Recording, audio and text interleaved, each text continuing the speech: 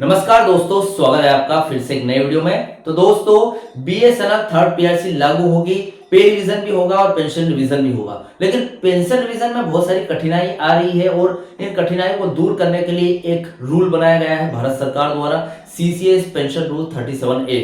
ठीक है, और इसके बारे में आपको जानना बहुत जरूरी है, हर पेंशनर्स को जानना जरूरी है कि रूल 37A क्या है, इससे पेंशनर्स को क्या फायदा होगा, या फिर इससे आपकी जो पेंशन है वो सुरक्षित कैसे रह सकती है। आज इस वीडियो में डिटेल तरीके से इस बात की जानकारी दूंगा कि आप भले बीएसएनएल कर्मचारी हो, एमटीएनएल कर्मचारी हो या फिर कोई भी पीएसयू में हो, अगर आप एक कर्मचारी हो तो ऐसे में अगर बीएसएनएल कंपनी इन फ्यूचर अगर डूबती है या फिर कंपनी बंद हो जाती है किसी वजह से, एमटीएनएल कंपनी जैसे कि करोड़ों रुपए का यहाँ पर वहां पर घाटा चल रहा है या फिर करोड़ों रुपए का कर्ज चल रहा है एमटीएनएल कंपनी पर, ऐसे में अगर डूब जाती है कंपनी और आपकी पेंशन क्या ऐसे में क्या आपकी पेंशन भी डूब जाएगी, कौन देगा? तो आपको बता दूं भाई साहब, सीसीएस पेंशन रूल जो है 37 है, इसके तहत आपकी पेंशन नहीं डूबेगी। और वो कैसे, आज इस वीडियो में डिटेल तरीके से आपको इस बात की जानकारी देने वाला हूं। ठीक है, तो चैनल पर नए हो तो सब्सक्राइब करें। मेरा नाम है सुनील विश्वकर्मा। जानकारी यूजफुल लगे तो लाइक करके जरूर जाना। चलिए दोस्तों, बढ़ाते हैं वीडियो को आगे। तो दोस्तों, जैसा कि मैंने आपको बताया, सीसीएस पेंशन रूल एक तरीके से पेंशनर्स के लिए वरदान है। कैसे है देखिए, आज इस वीडियो में साबित करते हैं। देखिए, नियम 37A उन कर्मचारियों के लिए एक सुरक्षा कवच है जिनकी सरकारी नौकरी के बीच पीएसयू यानी कि पब्लिक सेक्टर अंडरटेकिंग में बदल गई, जैसे कि बीएसएनएल हो गया, एमटीएनएल हो गया, एचएएल हो गया, जैसी संस्थाओं के मामले में हुआ है। ठीक है, यानी कि बीएसएनएल में भी ऐसे ही हुआ है, एमटीएनएल में, और उसके बाद एचएएल जो पीएसयू बन गई, पहले सरकारी कंपनी थी और आगे जाकर वो पीएसयू बन गई। ठीक है, तो ऐसी स्थिति में क्या है कि बहुत सारे कर्मचारी की जो पेंशन है, बहुत सारे कर्मचारी जो पहले इसमें काम कर रहे थे फिर वहां चले गए, ऐसे में पेंशन डिवीजन का मामला फंस रहा है, कर्मचारियों का मामला फंस रहा है। ये चीजें, ये जो समस्या है अधिकतर आ रही है। ठीक है, आपको सबसे पहले एक ही बात की जानकारी लेते हैं कि भाई साहब ये नियम क्या कहता है। देखिए, मान लीजिए कि आपने 15 साल किसी सरकारी विभाग में नौकरी की, ठीक है, और फिर सरकार ने उस विभाग को एक कंपनी में पीएसयू में बदल दिया, यानी कि बीएसएनएल एक पीएसयू, बीएसएनएल का गठन 2000 में हुआ था और 2000 में एमटीएनएल का भी हुआ। ठीक है, ऐसी स्थिति में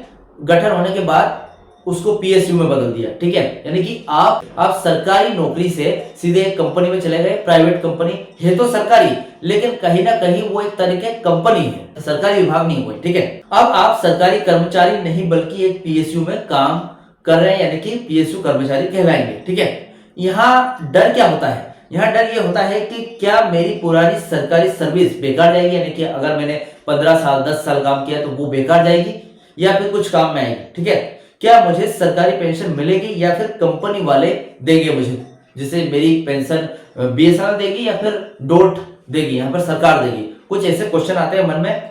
तो देखिए, यहाँ पर नियम 37A यहाँ बीच में आ जाता है। कैसे? देखिए, यह नियम कहता है कि घबराइए मत, आपकी जो पेंशन है वो सुरक्षित है।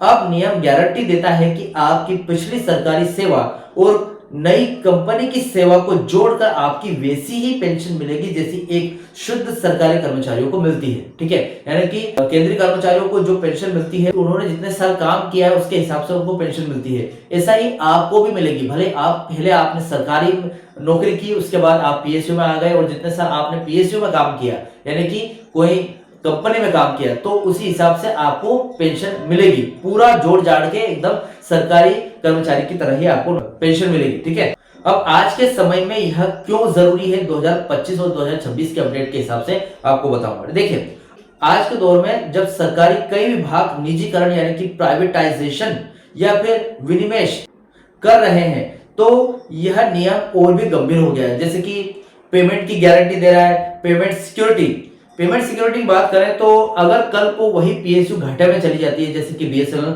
अब घाटे में चला गया है, एमटीएनएल पूरी तरीके से बर्बाद होने की कगार पे, ठीक है, या बंद होने की कगार पे हो जाए, तो जैसे कुछ टेलीकॉम कंपनियों के साथ हुआ है, तो भी आपकी पेंशन नहीं रुकेगी, क्योंकि नियम 37A के तहत पेंशन की जिम्मेदारी भारत सरकार की होती है, न कि उस कंपनी की। ठीक है, तो आपकी पेंशन नहीं रुकने वाली कहीं से कहीं तक, क्योंकि सरकार की पूरी जिम्मेदारी है। पेंशन आपको वहां से मिलती है, पेंशन रिवाइज भी आपका वहीं होगा। ठीक है, भले वो कंपनी डूबे, बंद होए या फिर लॉस में जाए, कोई दिक्कत नहीं है, आपको पेंशन मिलती रहेगी सरकार से। ठीक है, सातवें वेतन आयोग और आठवें वेतन आयोग के लाभ की बात करूं तो इस नियम के तहत आने वाले पेंशनर्स को केंद्र सरकार द्वारा घोषित पे रिवीजन और महंगाई राहत डीआर का फायदा मिलता रहता है। ठीक है, यानी कि जो हर 10 साल में पे रिवीजन होता है उसको उसका फायदा आपको भी मिलता रहेगा और इसका जो डीआर है उसका भी फायदा जो आपको डीए से डीआर बनता है। ठीक है, यानी कि डीआर है जो महंगाई भत्ता मिलता है उसमें भी आपको फायदा मिलता रहेगा। सातवें और आठवें वेतन, इसमें क्या है देखिए, केंद्रीय कर्मचारियों की तरह आपको लाभ मिलेगा। सातवें वेतन आयोग का लाभ मिलता है केंद्रीय कर्मचारियों को और इन फ्यूचर आठवां वेतन आयोग लागू होगा तब भी केंद्रीय कर्मचारियों को लाभ मिलेगा, तो ऐसे ही आपको भी उसका लाभ मिलता रहेगा। ठीक है, मेडिकल सुविधाएं, सीजीएचएस की बात करूं तो इसके तहत पेंशनर्स को सीजीएचएस जैसे कि सरकारी मेडिकल सुविधाएं का भी हक बना रहता है जैसे कि केंद्रीय कर्मचारियों को। देखिए नए नियमों में क्या सख्ती आई है, यानी कि सीसीएस पेंशन रूल थोड़ा सा चेंजेस हो गए हैं, थोड़ा बदल गया है, तो उनमें क्या क्या सख्ती आई है वो देख लेते हैं। देखिए जैसा कि मैंने अभी आपको पहले बताया, सीसीएस पेंशन रूल 2021 के लागू होने के बाद अब कुछ चीजें बदल गई है जो हर पेंशनर्स को जाननी बहुत जरूरी है।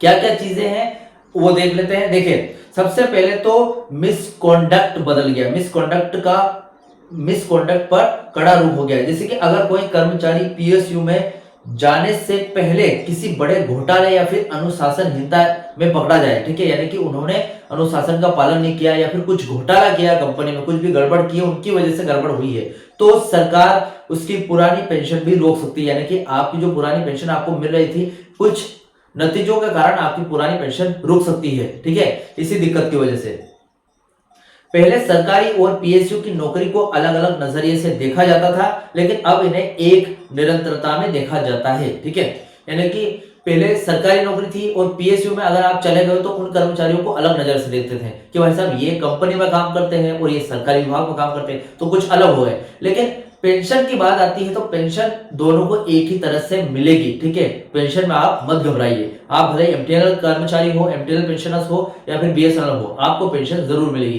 कंपनी घाटे में हो या नुकसान में हो, आपको पेंशन जरूर मिलेगी। ठीक है, पेंशन के सोर्स की बात करूं तो अब सरकार ने स्पष्ट कर दिया है कि पेंशनर्स के लिए एक अलग पेंशन फंड बनाया जाएगा ताकि भविष्य में बजट की कमी से किसी की पेंशन न रुके। ठीक है, यानी कि पहले ऐसा हो जाया करता था कि बजट की कमी की वजह से बजट की कमी हो जाती थी केंद्र सरकार के पास, तो ऐसे में क्या पेंशन रोक देते थे, या फिर 6 महीने के लिए आपकी पेंशन नहीं आ रही है, या फिर 1 साल के लिए नहीं आ रही है, 3 महीने के लिए रुक जाती है, इसकी वजह से ऐसा होता था। ठीक है, अब पेंशन का एक अलग से फंड बनाया जाएगा जिससे आपकी पेंशन नहीं रुकेगी। लास्ट में कुल मिलाकर बात आती है और एक सवाल पूछा जाता है अक्सर, क्या मेरा पैसा सुरक्षित है या नहीं। ठीक है, तो देखिए सबसे पहले आपको बता दूं दोस्तों, हाँ, नियम 37A का एक ही मकसद है कि आपको ये एहसास ना हो कि आपकी सरकारी नौकरी चली गई है, यह आपकी पुरानी सर्विस की पूंजी को नई कंपनी में जिंदा रखता है। ठीक है, तो देखा जाए तो रूल 37A किस तरीके से पेंशनर्स के जीवन काल में कितना महत्वपूर्ण रखता है, आज इस वीडियो में डिटेल तरीके से इस बात की मैंने जानकारी दे दी है। ठीक है, और